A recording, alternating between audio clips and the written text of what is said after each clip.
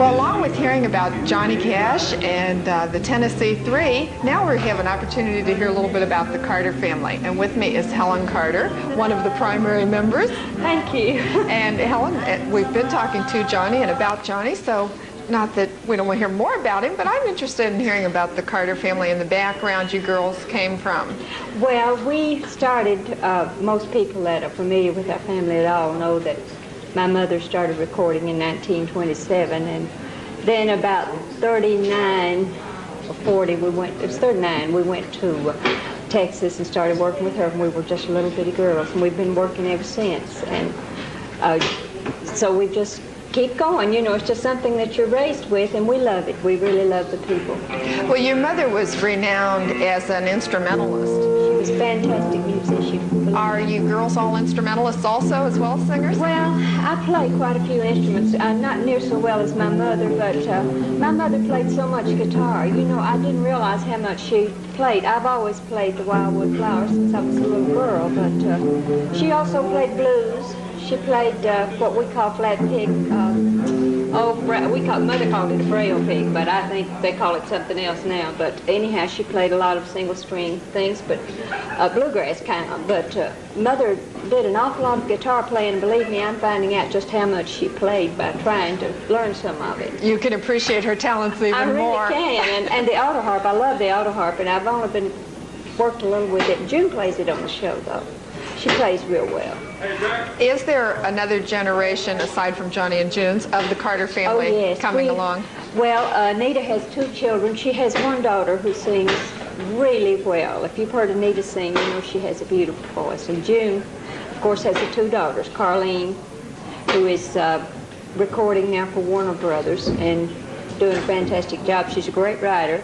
And then there's Rosie, her daughter, who travels with us occasionally. And then I have 3 sons, and, well, they're all musical, but right now they're not working. But one of my sons in fact, 2 of them worked an album with us. It's Carter Family 3 Generations, while Mother was still alive. And there's quite a bit of talent, and I believe eventually it'll all come out and come back together as a family again. We hope so someday. Being performers since you were children, you girls were certainly raised to be, I would think, liberated women. That's right, but people ask, someone asked me the other day what we thought of it, and I said, well, really, I've never had to think of it at all. It was just a part of life. It's been a part of my life. I think my father was probably one of the first men to ever liberate his wife, because there's no doubt in my mind Mother would never have left the hills of Virginia if she hadn't have done it with Daddy's blessing. You know, come out with him, because she was satisfied to be Mama.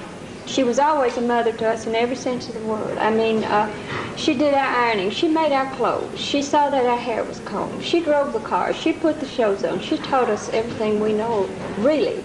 And in the background, there was always our Daddy, because we knew he was behind us every step of the way. And I think this is the very reason my mother was able to accomplish what she did in her lifetime, really.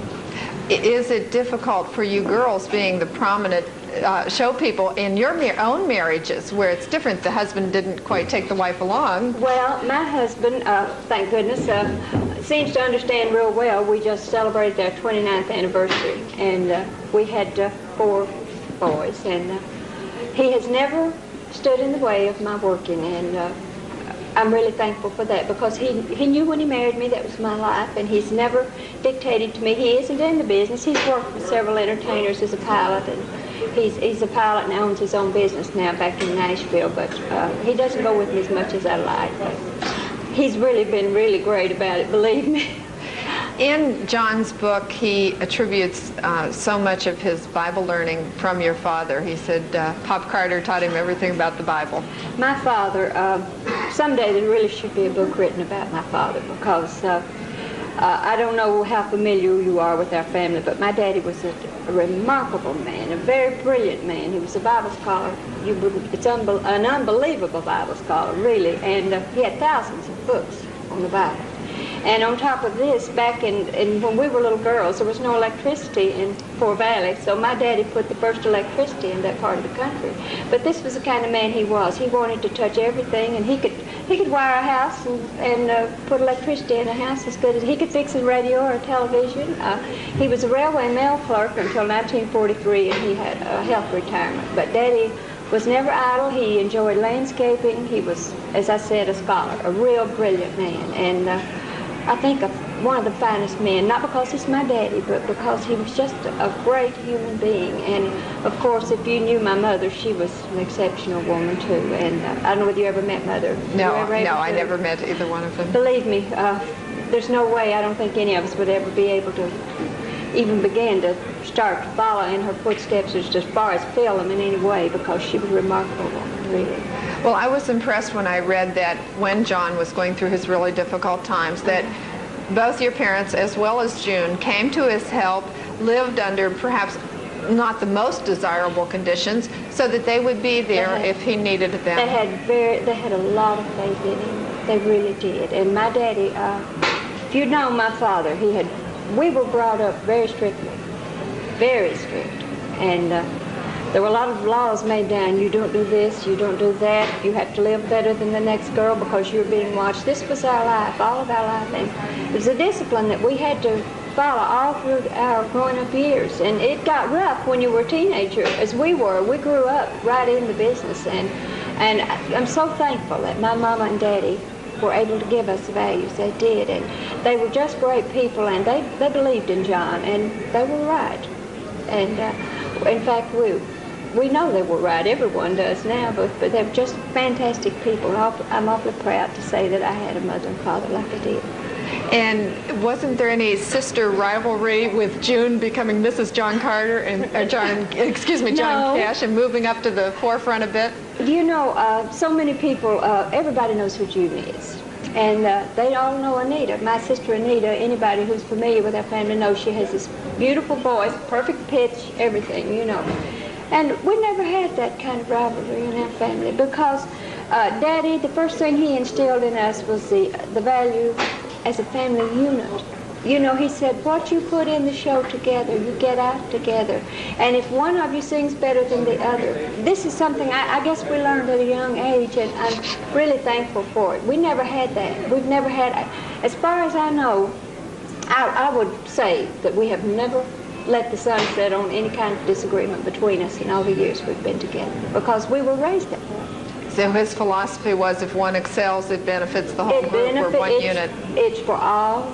And he used to tell us, girls, remember, you take one stick by itself. It can be broken, but you put four together. This was Mother June Niedermeyer. You cannot break it.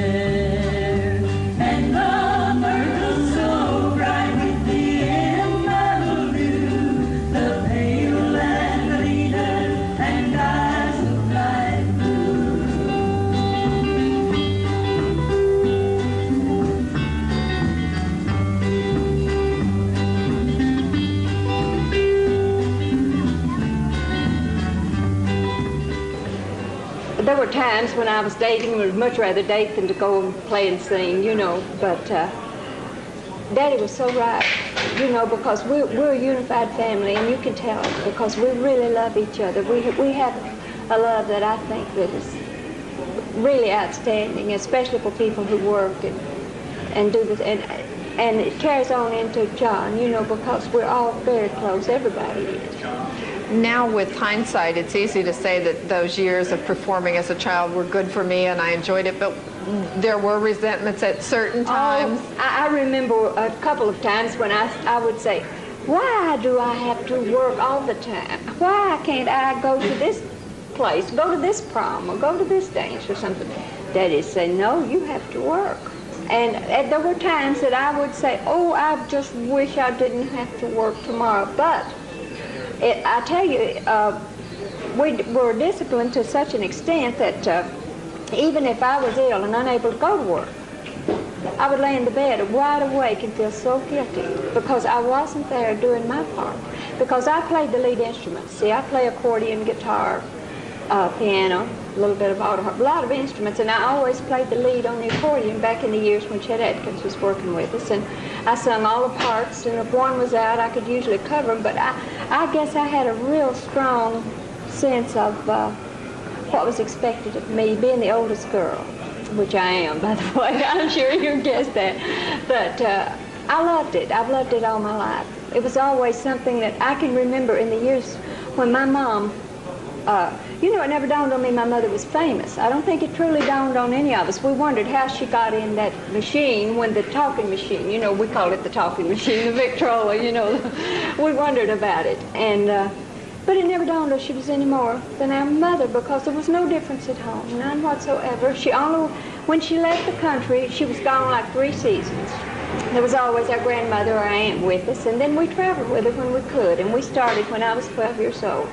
And we started going with her from then on. And so we've always been together. We were never deprived in any way, you know, of the family life. Our family went right with us. So we were all together, except for our daddy. And our daddy, he loved to see us up there, but he was a very private man.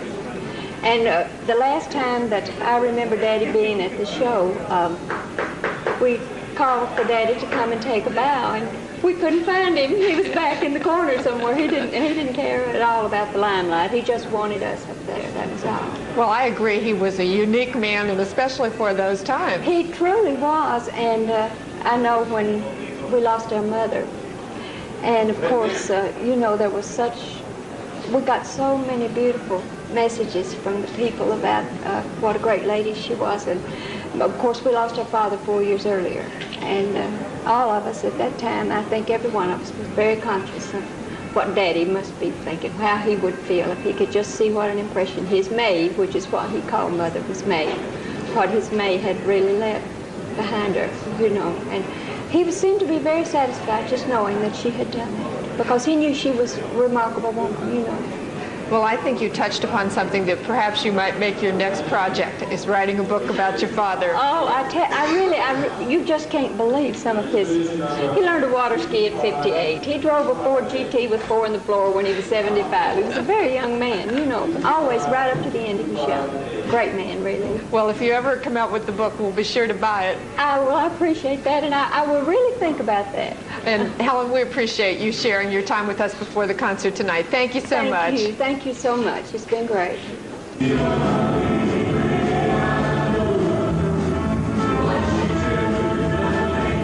A remarkable family. A remarkable man.